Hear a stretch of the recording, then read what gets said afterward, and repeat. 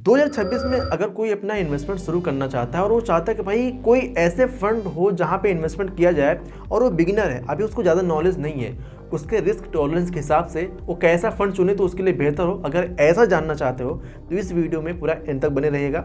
जरा सा इसको समझेंगे किस तरीके से हम फंड को चुनते हैं और 2026 में अगर आपको फंड चुनना है तो क्या क्या बातों को आपको ध्यान में रखकर अपना इन्वेस्टमेंट करना चाहिए जो कि आपके लिए सही हो सकता है। जस्ट एजुकेशन पर्पज के लिए कोई भी रिकमेंडेशन आपको नहीं देने वाला हूँ। इस वीडियो में दी गई जानकारी केवल शिक्षा और जानकारी के उद्देश्य से है। कोई भी निवेश करने से पहले अपने वित्तीय सलाहकार से सलाह जरूर लें। आप लोगों ने भी देखा होगा कि अगर आपने जो भी अपना इन्वेस्टमेंट किया पिछले एक साल में बहुत ही अच्छा खासा आपको रिटर्न देखने को नहीं मिला। अच्छा, ये सब तो निकल गया भाई, 2025 भी किसी तरीके से निकल गया, लेकिन अब हम लोगों ने सोचा कि 2026 आया है, अब हो सकता है सारी चीज़ें शांत हो जाए।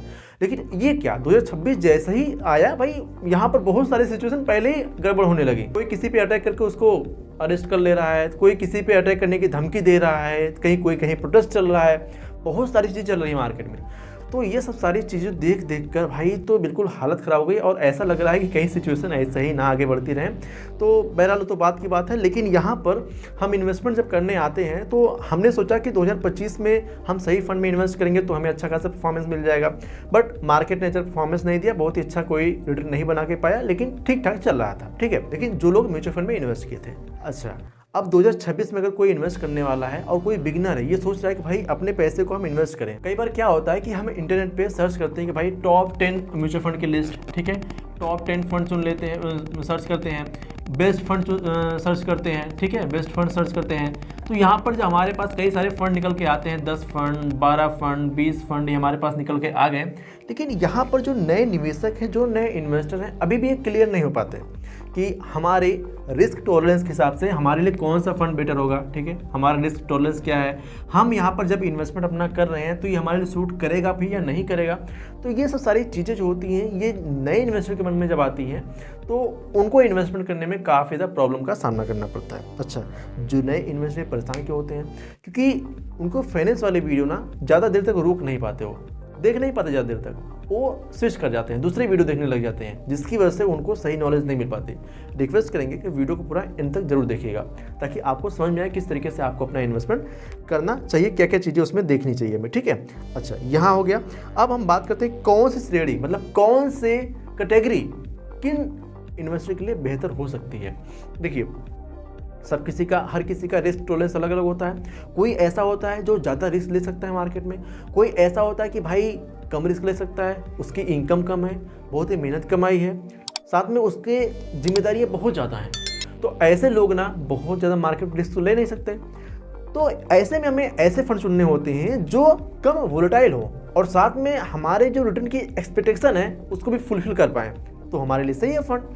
तो कौन से ऐसे फंड हो सकते हैं, कौन कौन सी कैटेगरी हो सकती है, कुछ यहाँ पर मैं आपको समझाने वाला हूँ, कुछ मैं अपने अनुभव से आपके साथ शेयर करने वाला हूँ, आपको उसको समझना चाहिए, ठीक है।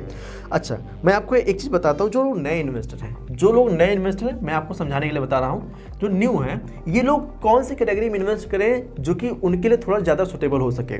देखिए, वो अगर पूरा डेट में अपना इन्वेस्टमेंट करते हैं तो यहाँ पर उनको जो रिटर्न है ये कम देखने को मिलता है, ठीक है, कम देखने को मिलता है। अगर ये इक्विटी में इन्वेस्ट करते हैं तो ये मार्केट के रिस्क को झेल नहीं पाते हैं, इक्विटी में काफ़ी रिस्क होता है। तो ऐसे में कौन से कैटेगरी चुने जो उनके लिए उनके रिस्क टॉलरेंस को समझती हो। तो यहाँ पर दोस्तों मैं एक कैटेगरी मेरे हिसाब से मुझे लगती है सही है, ये हाइब्रिड, ठीक है, हाइब्रिड एग्रेसिव हाइब्रिड, ठीक है, एग्रेसिव हाइब्रिड। ये एग्रेसिव हाइब्रिड क्या है, मतलब जिस तरीके से अभी आजकल मार्केट में जो ईवी व्हीकल और यहाँ पर पेट्रोल व्हीकल आ रही, मतलब उसको हाइब्रिड बना दिया, तो एक ही चीज़ में आपको दो कैटेगरी मिल पाए, उसी को हाइब्रिड कह देते हैं, ठीक है। तो यहाँ पर क्या होता है, इक्विटी में आपका जो है, इक्विटी में यानी शेयर बाजार में, इक्विटी में आपका लगभग 65 टू यहाँ पर लगभग 80% आपका जो एक्सपोजर होता है इक्विटी में होता है। बाकी जो यहाँ पे 20 टू 30% एक्सपोजर आपका होता है डेट में, ठीक है, डेट में, कर्ज वगैरह देने में। तो ये जो एक्सपोजर बन जाता है एग्रेसिव हाइब्रिड का, मतलब ये हाइब्रिड तो है बट एग्रेसिव है, मतलब ज़्यादा एक्सपोजर आपका इक्विटी में है। इससे क्या होता है, जो इक्विटी सेक्टर है ना, ये आपको थोड़ा सा अपॉर्चुनिटी देता है रिटर्न ज़्यादा पाने की, और जो डेट कैटेगरी ये थोड़ा सा रिबैलेंसिंग उसको करता है। तो इसको कहते हैं एग्रेसिव हाइब्रिड, ठीक है।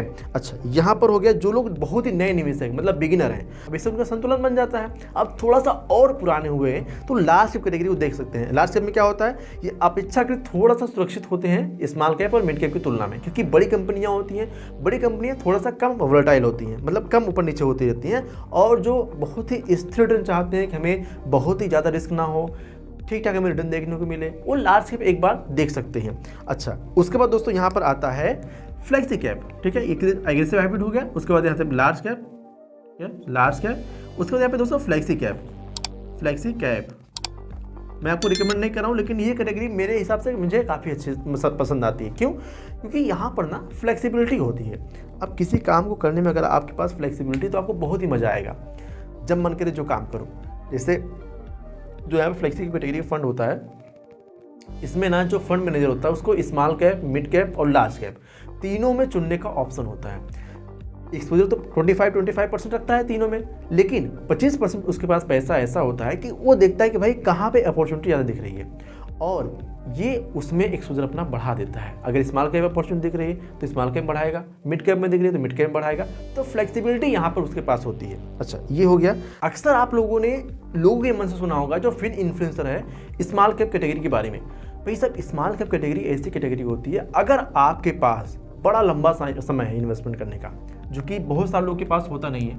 अगर आपके पास 25 to 30 ईयर का समय है, या फिर 20 to 25 ईयर का आपके पास समय है, तो small cap, mid cap category आप एक बार देख सकते हो। ऐसा मैं क्यों कह रहा हूँ? क्योंकि इसमें जो वोलेटिलिटी है ये थोड़ा ज़्यादा होती है। स्मॉल कैप कैटेगरी है, बहुत ही ज़्यादा ऊपर नीचे होती है, बहुत ही ज़्यादा यहाँ पे उतार चढ़ाव उनको देखने को मिलता है।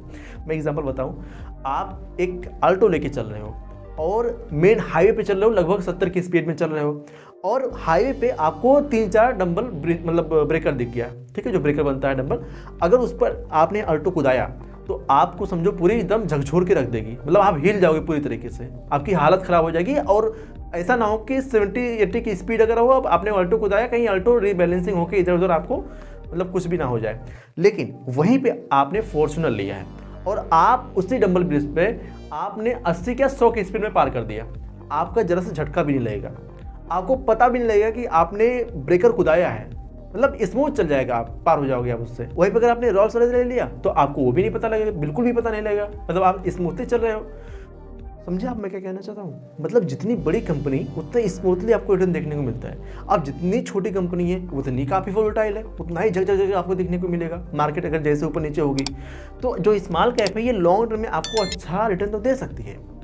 अगर आप अल्टो चला रहे हो लंबे समय के लिए, तो आपको अगर सिंपली आराम से आप चल रहे हो, लेकिन आपको ज़्यादा दूर चलना है, लेकिन आप एवरेज आपको दे देगी ज़्यादा, ठीक है, लेकिन झकझोरेगी ज़्यादा आपको। वही फॉर्च्यूनर लियो, रोल्स रॉयस लियो, तो वहाँ पर आपको झटका महसूस नहीं होगा, लेकिन थोड़ा सा तेल आपका ज़्यादा पिएगी, माइलेज कम देगी, ठीक है। तो यही आपको समझ के चलना है। जो बड़ी कंपनी है काफ़ी कम वोलेटाइल होती है, जो छोटी कंपनी है बहुत ज़्यादा वोलेटाइल होती है। तो इसीलिए आपको सोच समझकर उन कंपनियों का चयन आपको करना चाहिए अपने पोर्टफोलियो को बनाने में। अगर आपका लंबा समय है, अच्छा टाइम आपका इन्वेस्टमेंट करने का, फिर इन कंपनी के बारे में आप एक बार रुख कर सकते हो। कम समय है, नए हो, तो आप एक बार एग्रेसिव हाइब्रिड को देख सकते हो, साथ में लार्ज कैप देख सकते हो, साथ में फ्लेक्सी कैप देख सकते हो, और बहुत ही अगर आपके पास समय अच्छा है तो आप स्मॉल कैप, मिड कैप की तरफ जा सकते हो। रिकमेंडेशन बिल्कुल भी नहीं है, जस्ट एजुकेशन पर्पस के लिए है। अच्छा, यहाँ पर जरा सा हाइब्रिड कैटेगरी में देखते हैं, इलस्ट्रेशन ओनली, कोई आपको रिकमेंडेशन नहीं है। एग्रेसिव हाइब्रिड को देखते हैं, एंड यहाँ पर अब हम देखते हैं दोस्तों जो लार्ज कैप कैटेगरी है, ठीक है, लार्ज कैप कैटेगरी में, एंड यहाँ पर दोस्तों देखते हैं फ्लेक्सी कैटेगरी में, तो यहाँ पर एंड मिड कैप कैटेगरी में एंड स्मॉल कैप कैटेगरी में। जस्ट आपको एजुकेशनल पर्पस के लिए, कोई आपको रिकमेंडेशन बिल्कुल भी नहीं है। एक बार आप इनको देखिए, समझिए, अपने रिस्क टॉलरेंस से समझिए, अपने रिस्क प्रोफाइल से चेक कीजिए। अगर आपको समझ में आता तो ठीक है, नहीं तो आप फाइनेंशियल एक्सपर्ट की सलाह लेकर अपना इन्वेस्टमेंट करिए। अगर आपका कोई डाउट हो हमसे कमेंट बॉक्स में जरूर पूछिएगा। साथ में इस वीडियो को ना अपने दोस्त के साथ जरूर शेयर कीजिएगा, और आपने ये वीडियो स्किप करके देखा या फिर पूरा देखा, कमेंट में जरूर बताइएगा, आपका इंतजार हम करते हैं। साथ में एक फंड अभी नया लॉन्च हुआ, अगर उसके बारे में आपको जानना है तो यहाँ पर ये वाले वीडियो पे क्लिक करके पूरी वीडियो आप देख लीजिएगा। मैं इसी वीडियो में आपको मिलता हूँ, तो आपने अभी तक चैनल को सब्सक्राइब कर लिया होगा। चलिए मिलते हैं नेक्स्ट वीडियो, तब तक के लिए जय हिंद, जय भारत। इस वीडियो में दी गई जानकारी केवल शिक्षा और जानकारी के उद्देश्य से है। कोई भी निवेश करने से पहले अपने वित्तीय सलाहकार से सलाह जरूर लें।